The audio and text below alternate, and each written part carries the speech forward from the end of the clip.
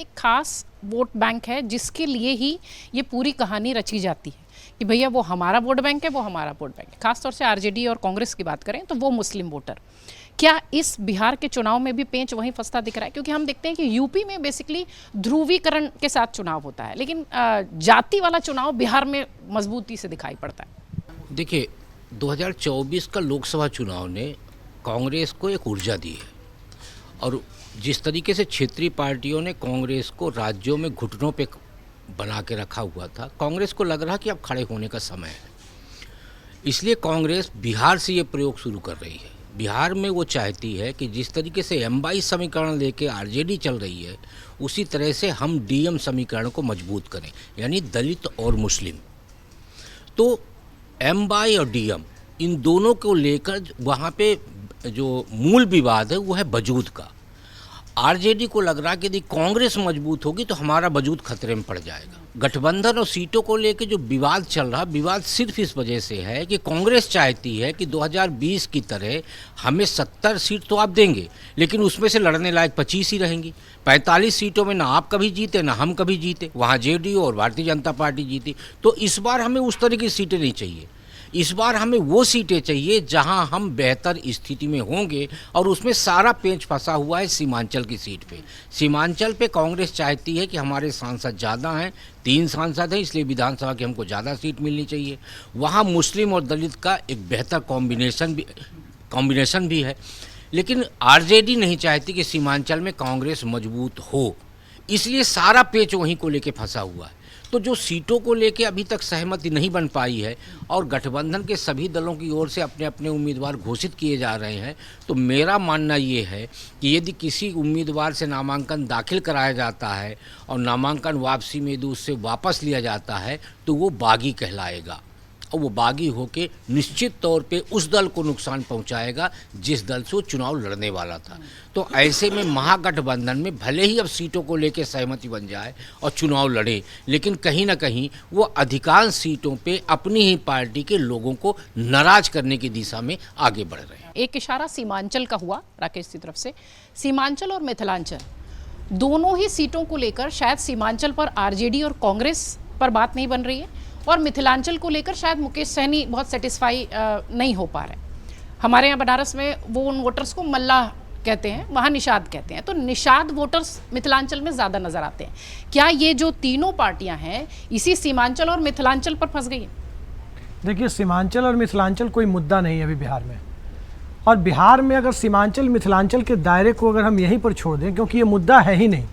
मुकेश सहनी आज की तारीख में मल्लाहों के सबसे बड़े नेता हैं, लेकिन मल्लाह वोटर आम तौर पर जिस किसी गठबंधन से अपर कास्ट कैंडिडेट होता है उनके साथ जाते हैं, क्योंकि उनकी एक आर्थिक राजनीतिक हैसियत भी है, मछली की हैसियत, पानी की हैसियत, तालाब की हैसियत, और उसके सहारे उनकी आर्थिक गतिविधियां चलती है जिससे कि वो अपने वोट बैंक की दशा और दिशा तय करते हैं।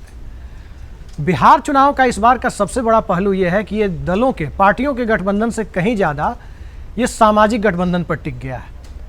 जाति गणना के बाद ये पहला विधानसभा चुनाव है, और जाति गणना का इम्पैक्ट ये दिखा कि भारतीय जनता पार्टी 1/3 लोकसभा सीटें गंवा बैठी।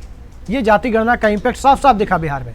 और इस बार के चुनाव में कोई अगड़ा नहीं है, कोई पिछड़ा नहीं है, कोई दलित नहीं है।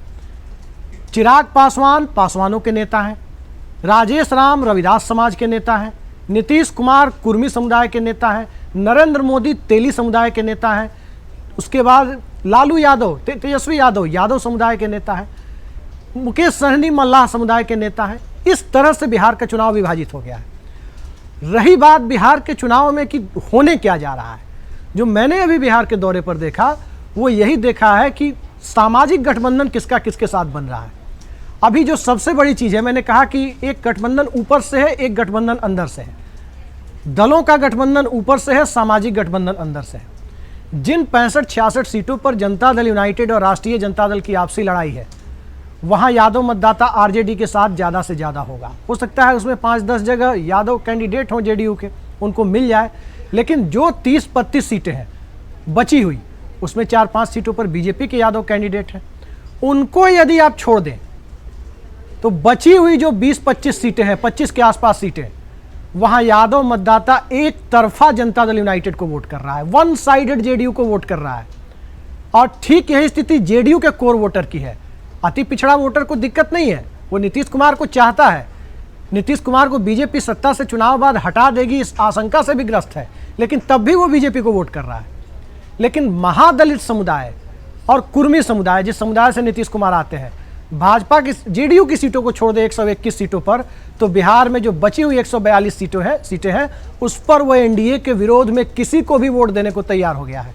ये बिहार की आज की वास्तविकता है। और पिछले 7 दिनों में जो राजनीतिक घटनाक्रम हुआ है, एक तरह का ट्वीट आपने देखा, कट कॉपी पेस्ट वाला ट्वीट आपने देखा होगा कि किस तरह से आपको संजय झा ने किया, वही ट्वीट एक टूलकिट की तरह दिखाई दे रहा था। चिराग पासवान ने किया, उपेंद्र कुशवाहा ने किया, सबने ट्वीट किया। नीतीश कुमार ने कहीं वो ट्वीट नहीं किया। छोटी छोटी बातों पर नीतीश कुमार ट्विटर और फेसबुक पर डालते रहते हैं कुछ ना कुछ, उन्होंने कहीं कोई ट्वीट नहीं किया। तीसरा सबसे बड़ा पहलू इस बिहार के चुनाव का ये है कि बिहार में बीजेपी समझती थी कि उसका वोट बैंक, जो यूपी में कहते हैं तिलक तराजू और तलवार, अपर कास्ट और वैश्य का vote bank, upper caste voter इस बार किसी पार्टी का बंधुआ मजदूर नहीं है। ये सबसे बड़ा सत्य है। अपर कास्ट वोटर को साफ दिख रहा है, जाति गणना के बाद की परिस्थितियों में साफ दिख रहा है कि अपर कास्ट वोटर, जिसके 64 विधायक पिछली बार थे, उसे लग रहा है कि उस नंबर को हम 90-100 तक कैसे पहुंचाएं। पार्टी कोई भी हो, पहले उसे 2 ऑप्शन मिलते थे। एक ऑप्शन मिलता था एनडीए का, दूसरा ऑप्शन जिसमें अपेक्षाकृत कम सीटें मिलती थी वो महागठबंधन का, अब तीसरा ऑप्शन प्रशांत किशोर ने दे दिया। तो जहां भी बीजेपी के ओबीसी कैंडिडेट हैं, मैक्सिमम सीटों पर मैं देख रहा हूं कि प्रशांत किशोर के अपर कास्ट कैंडिडेट हैं। अगर प्रशांत किशोर के कैंडिडेट बीजेपी वाली सीटों पर 15,000 वोट लेकर आने में कामयाब हो गए तो भारतीय जनता पार्टी को बहुत बड़ा डेंट लग रहा है। लेकिन हम लोगों का एक आकलन था कि भारतीय जनता पार्टी शायद इस बार 45-50 पर सिमट जाए, मतलब जो स्थिति पिछली बार जेडीयू की थी वो बीजेपी की हो जाए। लेकिन वो स्थिति नहीं हो रही है, क्योंकि कांग्रेस ने जो टिकट बंटवारा किया है, उस टिकट बंटवारे से मुझे यही लगता है कि कांग्रेस पार्टी ने 15 सीटें भारतीय जनता पार्टी की बढ़ा दी। ऐसा साफ साफ दिखाई दे रहा है। तो बिहार की परिस्थितियों को बहुत सामान्य भाषा में देखा जाए, एक आदमी सबसे खुश है जिसके नंबर बढ़ रहे हैं। उसके नंबर किसी भी सूरत में 70 विधानसभा सीटों से नीचे नहीं जा रहे हैं, और 70 विधानसभा सीटों तक जनता दल यूनाइटेड जा रही है। तो ये तय मानिए कि सरकार जनता दल यूनाइटेड के नेतृत्व में बनेगी। गठबंधन किसी का भी हो, देखना यह है कि भारतीय जनता पार्टी जेडीयू से 2 सीटें ज्यादा जीतती है या नीचे रहती है। ये देखा जाना बिहार की राजनीति। ये सारा आकलन हम रखेंगे 14 नवंबर के लिए। अगर आप ये वीडियो YouTube पर देख रहे हैं तो हमारे चैनल को सब्सक्राइब कर बेल आइकन दबाएं, और Facebook पर देख रहे हैं तो हमारे पेज को लाइक करें।